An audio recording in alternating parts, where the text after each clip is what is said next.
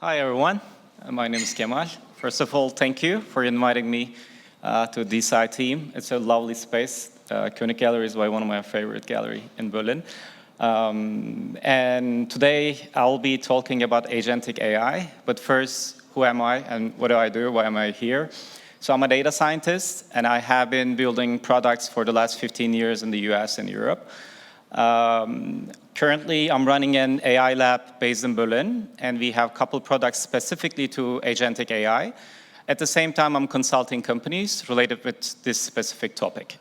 So today, I want to actually discover AI more like from the history to try to understand what's really happening with this autonomous AI agents and what will be the next stage afterwards.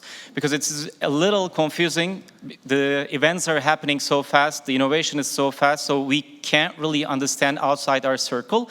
So it really resonates whenever we understand what is the pattern from the past about this technological improvements, and then we can maybe predict a little near future, not far future, but just a near future. So today's topic will be specifically on this. So let's dig in. So I believe from the beginning of the humankind, the language was the first barrier that we try to pass because we want to transmit our ideas and our individuality, our consciousness to another human being. So that's why we created these different languages, very local languages in different parts of the world. And not just the language, but also like body language, dances, or riding through caves. So these were like the very initial forms of the transmitting our ideas to another human being. But it was very local. And the main motivation was like not maybe restricted from these small gatherings, but also we'd like to expand the distances to attract other people. So that's why we wrote it on tablets, and then it moved to papyrus, and then it goes to books, and then this kind of gave the foundational of knowledge spreading. But the motivation was always the same. It was always trying to understand, try to kind of reach another person and try to explain ourselves in a better way to another human being. So that was like the motivation from each of these innovations. But what we see from these different parts of this innovation, the next step was more like in a way of electrical connection with telegraphs. What we see in the telegraph, now we can reach more distances between different verticals. Are we still on? Is it working?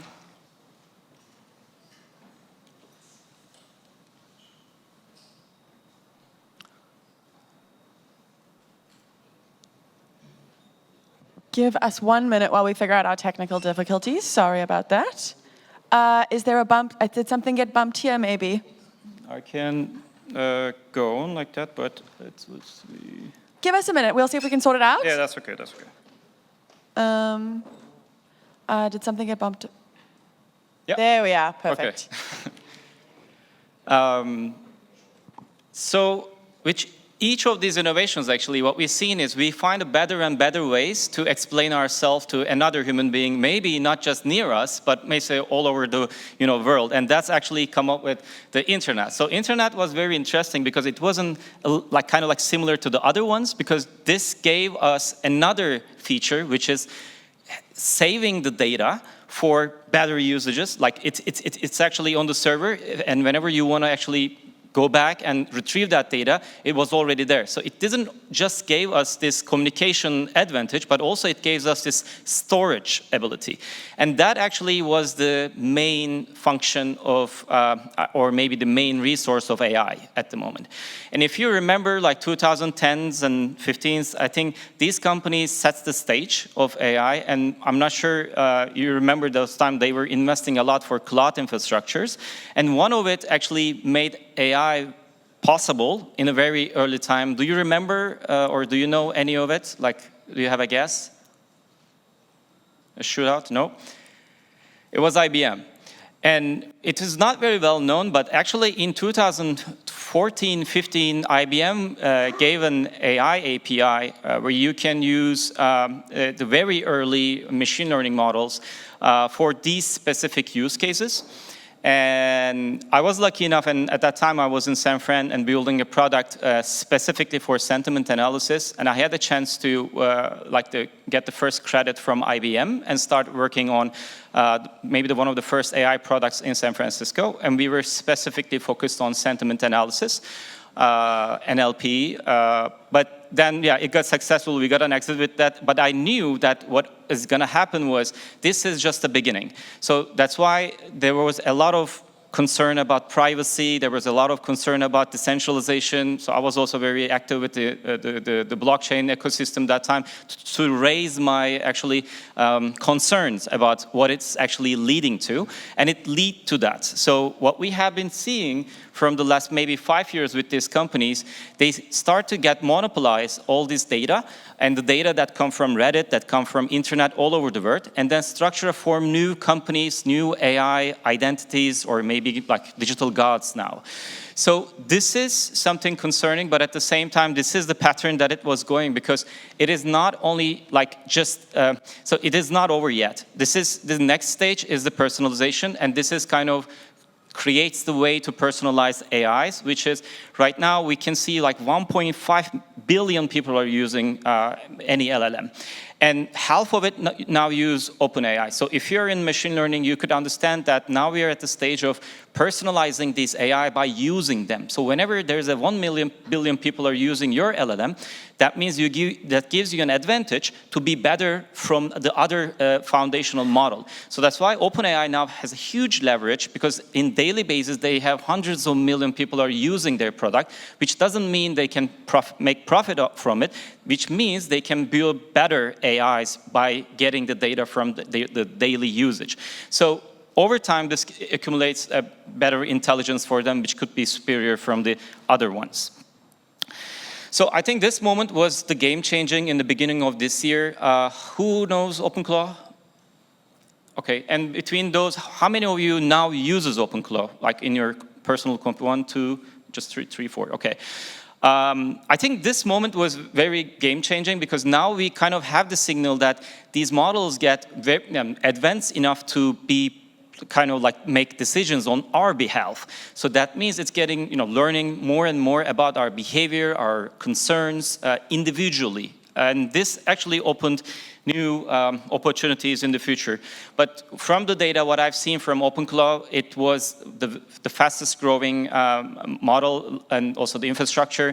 Now millions of AI agents running around the internet. So that's the time frame is super concerning, because now it is like right now, maybe we are writing something to our friend on email, but it is generated by one LLM, and then it goes to another LLM which your friend is using. So this is, and now we are not really in the control of this communication. There are these intermediates, and there are millions of it. And that's why we need to understand them better and their growth. And what we've seen from OpenClaw, they actually integrated into OpenAI, so they sold it.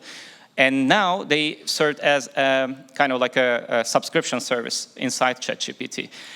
But this was also another signal that this is not just another infrastructure tool from GitHub that you can download and use. This is something in the plans of these major big AI companies, because now not just OpenAI, but most of the AI companies right now are, like publish different versions of OpenClaw, like Claude Covert, Perplexity, and many other, like Claw for everything, I guess now.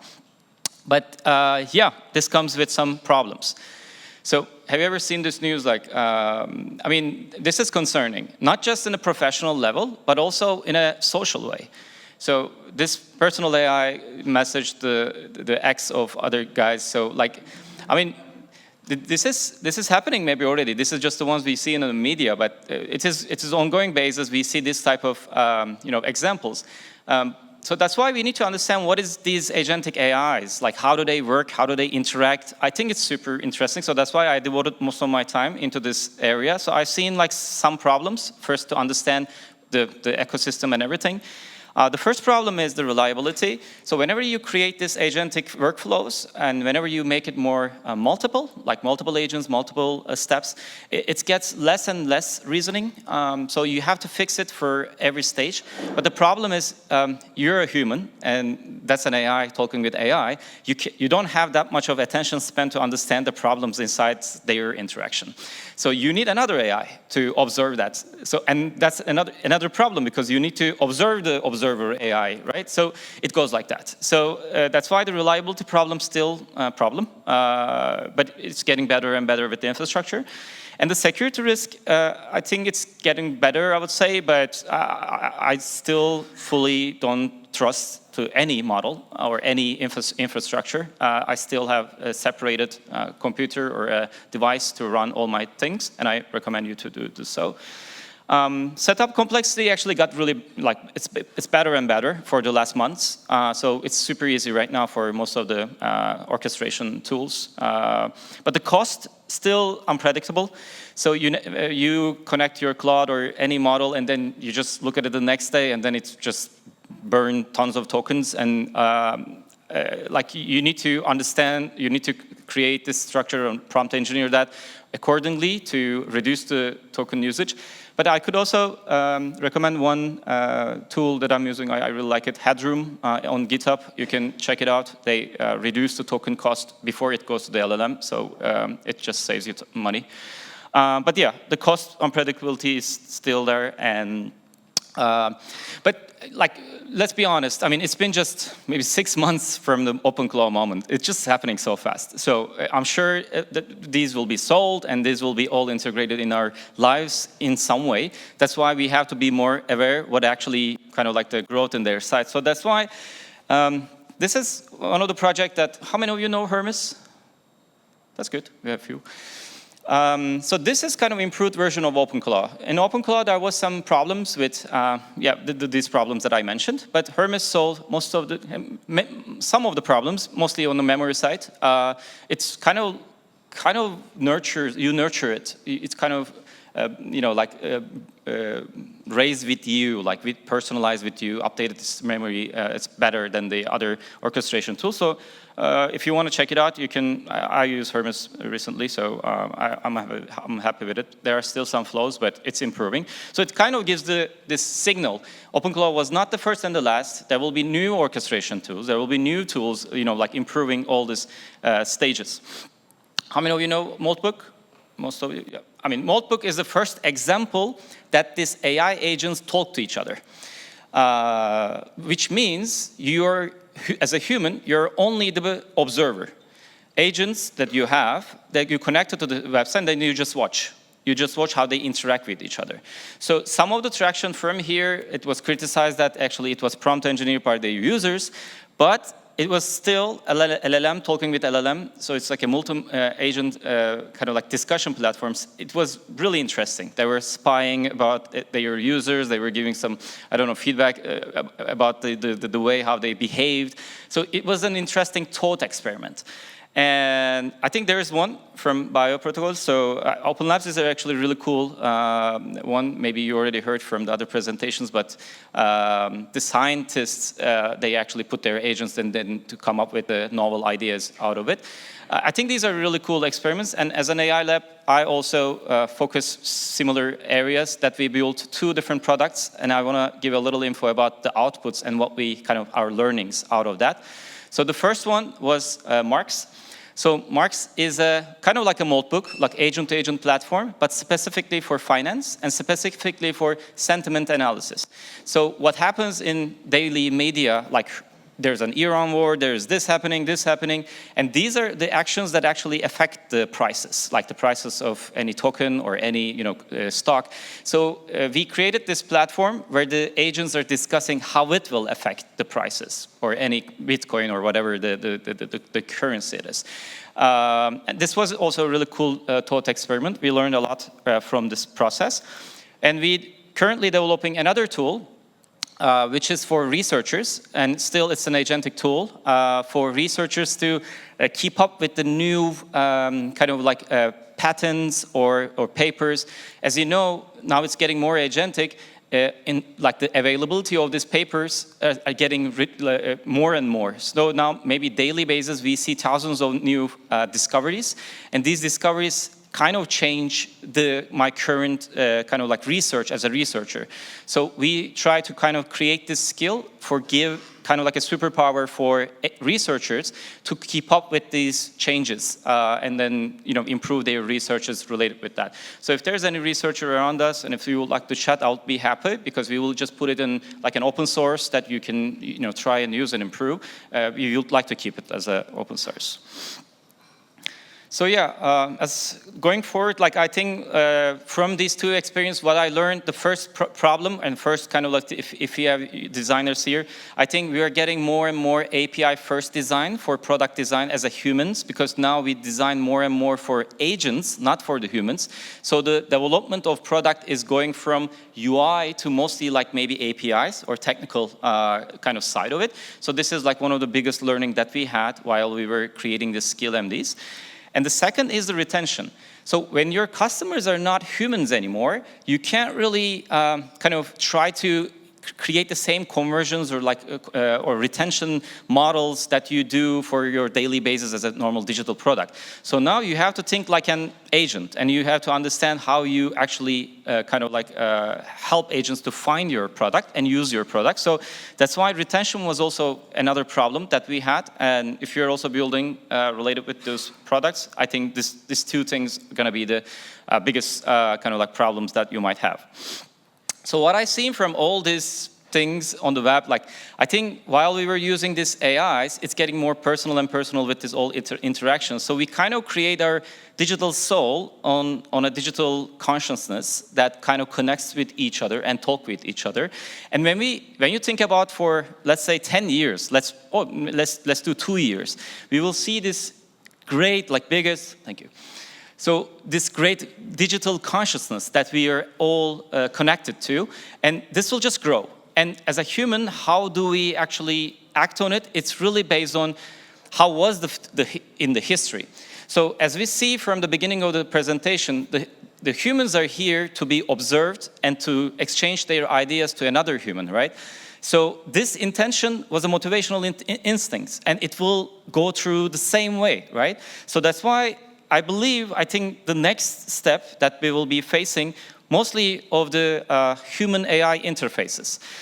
I'm not sure, like I don't support it, I don't dissupport it, I don't do anything, but I feel from the patterns that we see from the history and evolution, I think we will be seeing more and more human to AI interfaces, which I mean like Neuralink or some other kind of devices to the brain. There are already many companies, by the way, not just the Elon Musk thing, but there are also many companies right now investing in this area. And I feel like we're just running so fast. And then we have to just do this type of meetings and talkings and networkings to understand what should we do as, like keep ourselves as human as possible. And that, I think the security side and privacy side is the most important part. So that's why my lab, I have been a researcher for the last 6 years, specifically focusing on zero knowledges for biometric data, because I know these interfaces will come, but at that time, we have to be ready to integrate right infrastructure to those areas. And I think as a Europeans, like we have the leverage, we have a difference from different countries that we like these human way of thinking and privacy. And sometimes it's criticized with like, oh, you're over-regulating, you're doing this, blah, blah, blah. I know, I understand that. I sometimes say it too. But I think we have a misunderstanding about regulation and bureaucracy. So I think regulations is okay, and it has to be there. I think these areas especially have to be over-regulated, but not in a way that we are doing in Germany or in Europe, with maybe less friction, with better at regulating. And how are we going to do that? We have to automate the processes with more, like maybe agentic system, but in a way that how we lose the bureaucracy by better regulating these type of infrastructures. So in that way, we can actually prioritize human over maybe the machine movements. So today, thank you for listening to me, and I hope you to get interactive. You can do it here.